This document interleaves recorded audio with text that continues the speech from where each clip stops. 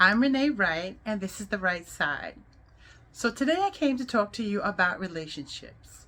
I'm a relationship coach, and I help people work through many areas of relationships.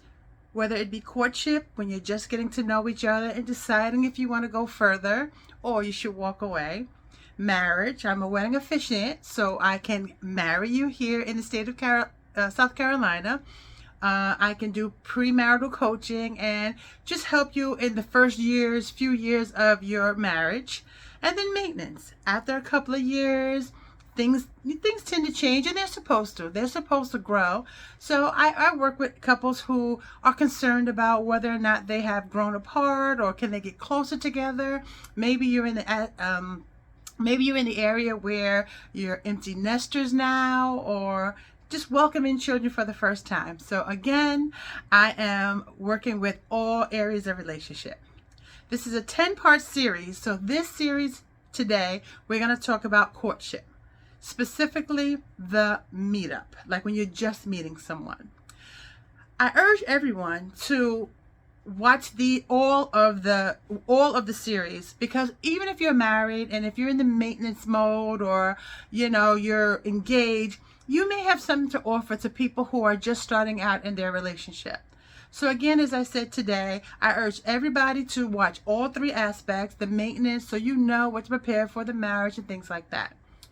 So today I want to talk about, again, courtship, and specifically when you're first meeting someone.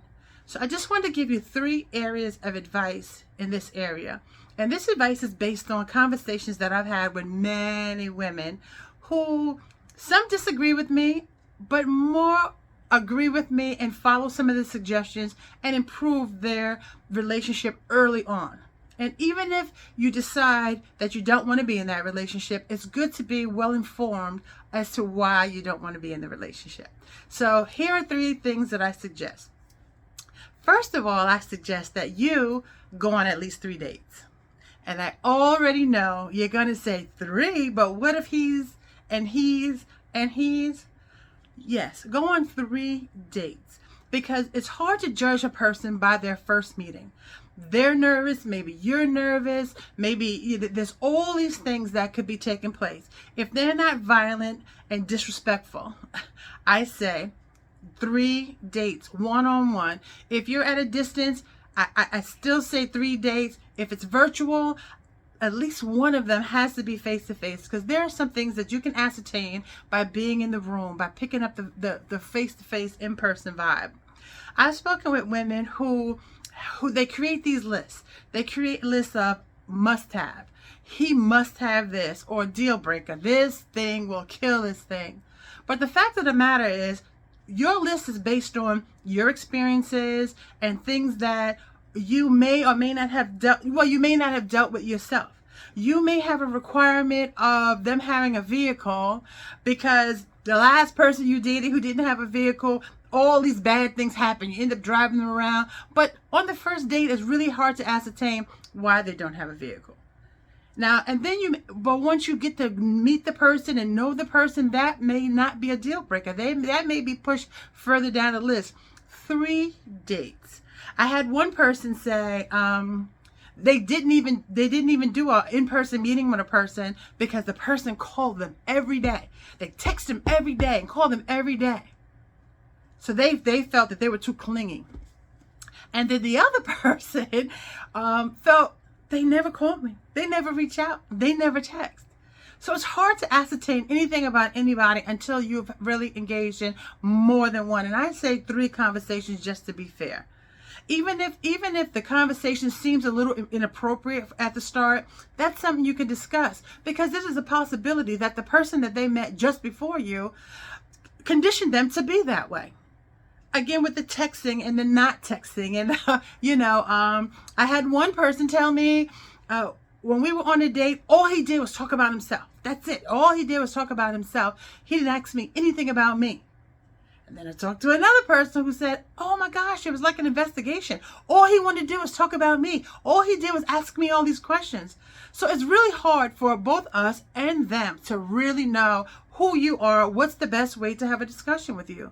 It's not about maturity, it's about conditioning. And sometimes people are conditioned based on prior experiences. And we've got to try to remove that from the first 3 meetings. And it doesn't have to be dates that are expensive. You can go on a walk together. You can have coffee. You can sit at the beach. You can meet at a bookstore. You just have to have face-to-face conversations which leads me to point 2, where it's just you two.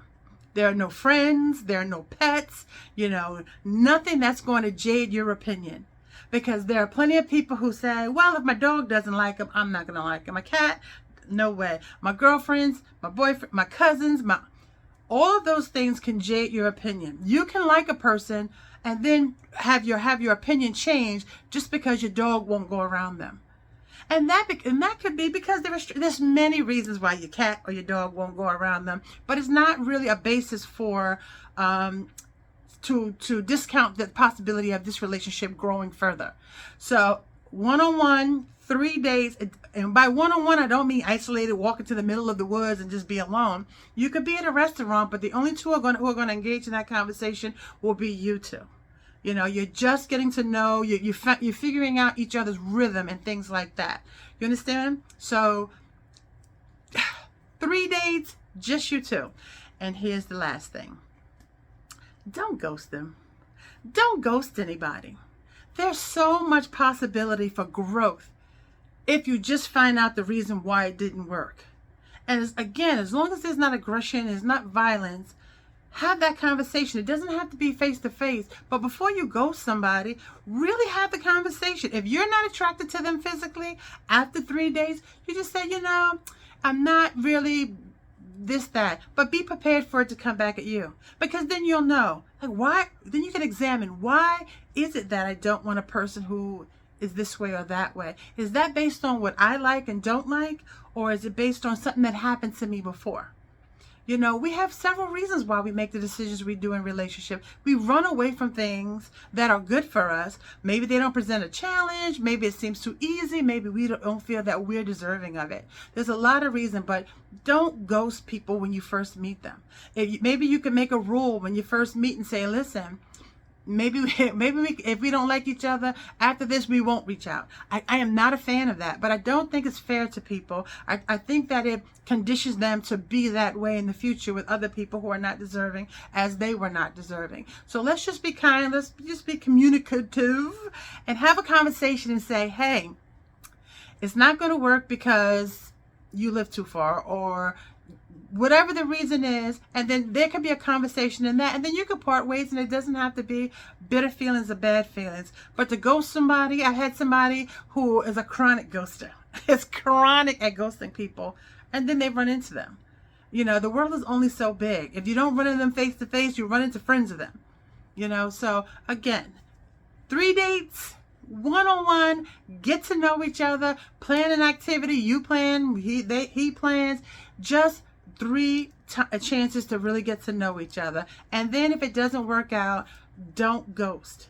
Have a conversation. I'm trying to think of the name of the book. It's either Who Moved My Cheese or What Color Is Your Parachute? I think it's What Color Is Your Parachute. And it says in that book, it talks about if you apply for a job and you don't get the job, follow up on that.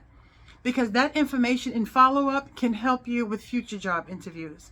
So you follow up, and it's not bitter. You just say, hey, do you mind sharing with me why I didn't get the job? I remember one time I applied for a job. It was crazy. It was really far.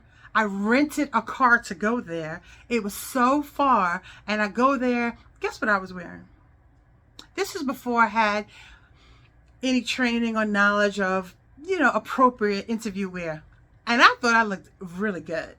I had on a red silk shirt with like a not quite black, like a dark gray leather skirt. And I know she must have thought, she must have just came from the club or something. How she got how should we have animals, silkworms, and cows out here? But, so I called back and I said, if you don't mind, why was I not selected for the job? And she said, because in this job, you have to go into lawyers' offices, and you have to look, you're going to be in the courtroom, and there are going to be things you're going to need to do. So your attire is very important. Now that's not the time for me to beg for the job now, but I knew I never dressed like that going again. So again, don't ghost anybody. Have these conversations. Get to know people. Don't you just get to know. We don't have to bash anybody else in a relationship. Just get to know the person who you are in front of right now. So with all that being said, that is my advice for when you're doing a meet up with someone. If you disagree with this, please leave that below. If you agree, leave that below. Tell me about some of your good experiences and your bad experience. Maybe experiences where you misjudged the person on the first date, but then it kind of came together in the second and third date.